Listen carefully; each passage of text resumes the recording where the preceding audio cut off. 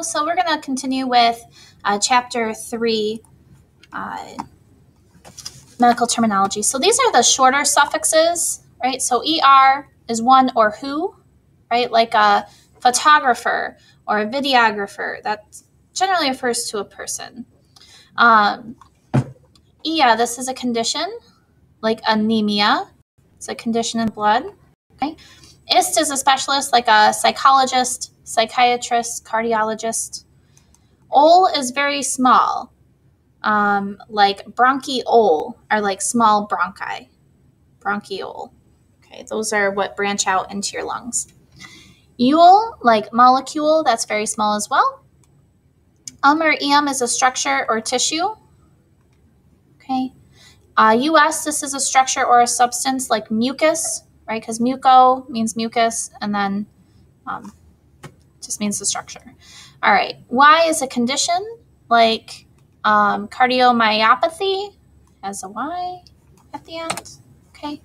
AC or IAC, this is pertaining to. Notice all of these are pertaining to.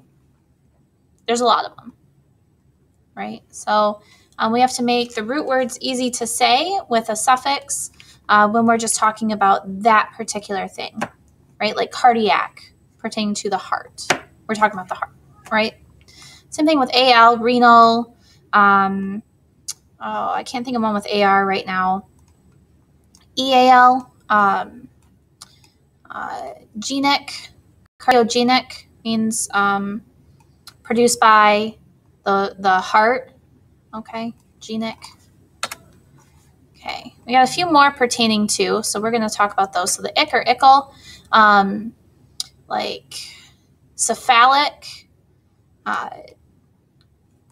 generally means pertaining to the head, cephalic. Os, OUS, tick, all means pertaining to. Oid is resembling, like a humanoid means it resembles a human. You generally see that in like science fiction movies when you have artificial beings, right? So humanoid means resembling a human. Now, when we start putting things together, we've already done some combining forms and suffix combinations. So this is just some of the kind of raising the bar a little bit, right? So arth means joint, itis is inflammation. Blephar or blepharo is a drooping eyelid, and it's an eyelid, and the ptosis is drooping, right, or sagging. So blepharoptosis is the drooping of the eyelid. Ischemia, so an isch is to hold back. Emia is pertaining to the blood. So this is a condition of holding back the blood. So this is what a heart attack is if you have cardiac ischemia. This is what a stroke is if you have a cerebral ischemia. So it just means you've lost your blood flow. Osteogenic. This is osteo is bone. Genic is produced by, so producing. So this is produced by bone tissue.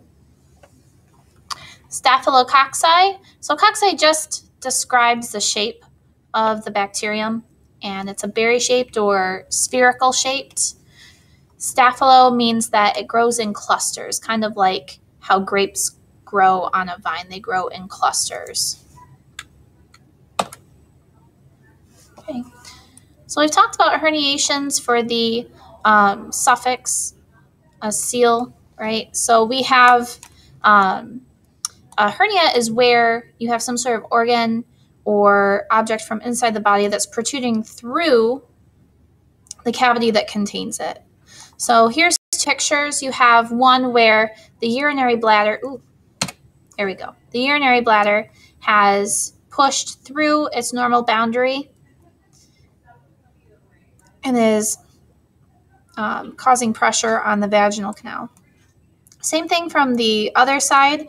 This is a rectocele, so that rectum has pushed in. This is a normal rectum here on the left, but this one has protruded and pushed in and is pressing on the vaginal canal. So that would be a rectocele and a cystocele.